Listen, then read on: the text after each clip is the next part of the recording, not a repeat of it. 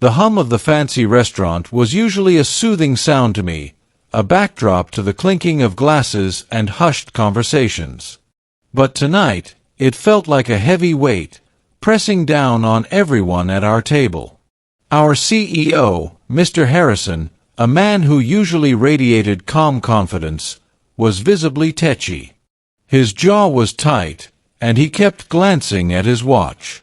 Across from him, the visiting German delegates looked increasingly uncomfortable, their smiles growing thinner with each passing minute. We were trying to close a huge deal, one that could change the future of our company. Weeks of preparation, late nights, and endless meetings had led to this moment, a celebratory dinner meant to seal the partnership. The only problem: a monumental communication breakdown. We'd been assured that one of the delegates, Dr. Schmidt, spoke excellent English. And he did, for the most part. But the conversation kept veering into complex technical terms, nuanced legal points, and cultural subtleties that were getting lost in translation. Our in-house translator, usually a wizard with words, was clearly out of her depth. Her face was flushed, and she stammered, trying to keep up, but the flow was broken, the understanding fragmented. Mr. Harrison, bless his optimistic heart, had initially brushed off my concerns about a dedicated German-speaking representative. "Nonsense, Sarah," he'd boomed just that morning. "Dr. Schmidt is perfectly fluent. Besides, it's a dinner, not a courtroom. We'll build rapport." Well, rapport was currently circling the drain. The delegates were growing frustrated. I could see it in their narrowed eyes and the way they exchanged quick, low words in German. They were polite, but their patience was clearly wearing thin. We'd presented our final offer, and they were trying to articulate their questions and concerns, but it was like trying to catch smoke with bare hands. Mr. Harrison tried to pivot, making small talk about the local sites, but even that felt forced and hollow. The beautiful main course, an exquisitely prepared sea base, sat largely untouched. The mood was turning from awkward to genuinely tense. I felt a knot tighten in my stomach. This deal, this incredibly important deal, was slipping through our fingers. Then she appeared. Our waitress. Her name was Anya, and she usually just quietly went about her business, refilling water glasses and delivering dishes with a gentle smile. She was young, probably early 20s, with kind eyes and a quiet grace. She had just placed a fresh bottle of sparkling water on the table, her movements smooth and unobtrusive. Dr. Schmidt, perhaps out of sheer habit or a momentary lapse of concentration, let out a frustrated sigh and muttered something under his breath in rapid-fire German.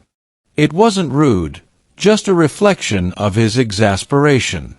Anya paused. Just for a second. Her hand, which had been about to retrieve an empty bread plate, froze. Then, slowly, she looked at Dr. Schmidt, a tiny, almost imperceptible smile touching her lips.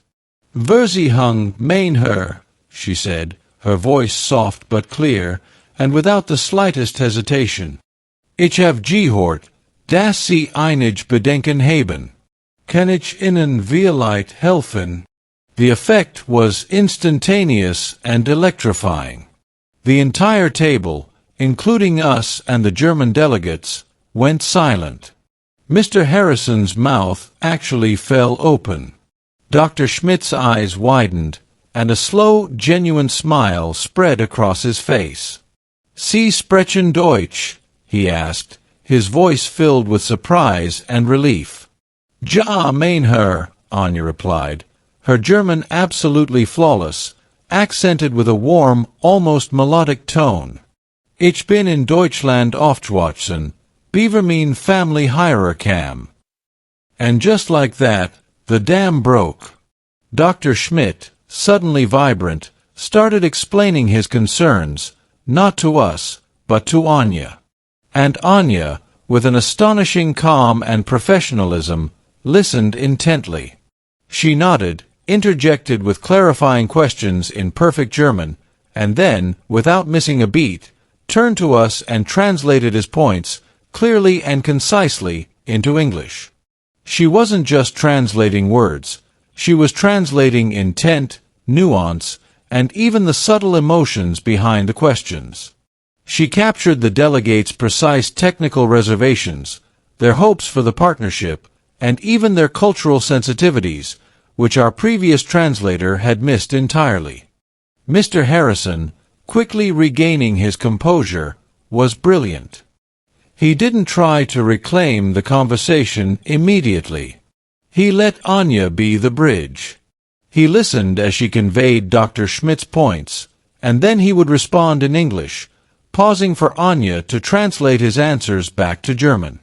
The atmosphere transformed.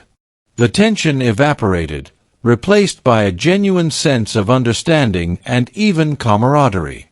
Anya moved seamlessly between her roles, a server ensuring our glasses were full, and a highly skilled, impromptu interpreter. She explained our company's commitments, relayed their requests for clarification, and navigated the complex negotiation points with an ease that belonged in a boardroom, not a restaurant dining room. At one point, Dr. Schmidt was explaining a particularly intricate legal clause, his words flowing fast. Anya listened, a thoughtful frown on her face, and then she turned to us. Dr. Schmidt is concerned about the liability clause regarding unforeseen market fluctuations, she began, then paused, a small smile playing on her lips. He says, metaphorically, it's like asking them to predict the path of a butterfly in a hurricane. She delivered it with such charm and accuracy that everyone chuckled, and the last remaining ice melted away. The dinner, which had been on the brink of disaster, became a triumph. Questions were answered, concerns were addressed, and common ground was found. By the time dessert arrived, the German delegates were laughing easily with Mr. Harrison, even attempting a few English phrases, encouraged by Anya's gentle translations and her ability to make everyone feel understood. When the delegates finally left, shaking hands warmly and promising a swift final agreement, Mr. Harrison turned to Anya. His eyes were wide with amazement and gratitude. "Anya," he said, his voice thick with emotion, "you saved this deal. You have no idea what you've done for us tonight." Anya just smiled, a little blush rising on her cheeks. "I was happy to help, sir," she said, reverting to her quiet server persona. "It was a pleasure to use my German again." "Use your German again?" Mr. Harrison repeated, shaking his head. "Anya, that was more than using your German. You were brilliant. Truly brilliant." Later, as the restaurant was emptying out, I found Anya clearing tables. "Anya," I said, "that was incredible. Where did you learn to speak like that?" She paused, picked up a discarded napkin, and smiled wistfully. "My father was a diplomat," she explained softly.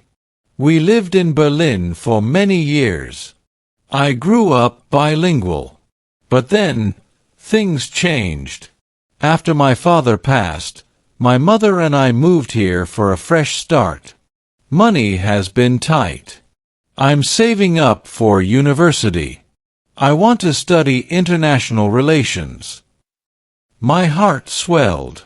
Here she was, a young woman with a clear path to a promising future, temporarily working as a waitress, yet possessing a skill that could command a high salary. Her dedication, her quiet strength, and her willingness to step up in a moment of crisis were profoundly inspiring. The next morning, Mr. Harrison called Anya directly. He didn't just offer her a bonus. He offered her a full scholarship to the university of her choice, with an internship opportunity in our International Relations Department once she graduated. He also offered her a part-time position as a linguistic consultant while she studied, ensuring she'd never have to choose between her dreams and making ends meet again. Anya accepted, her voice trembling with emotion. It was an unexpected twist for everyone, but most of all for her. She had simply done what felt right, what she was capable of, and in doing so, she had not only saved a multi-million-dollar deal, but had also opened a door to her own future that she hadn't dared to dream of so soon. That night taught me a powerful lesson. Never underestimate anyone. You never know the hidden depths, the untold stories, and the incredible talents that people carry with them. Sometimes, the most important solutions and the most beautiful connections come from the most unexpected places.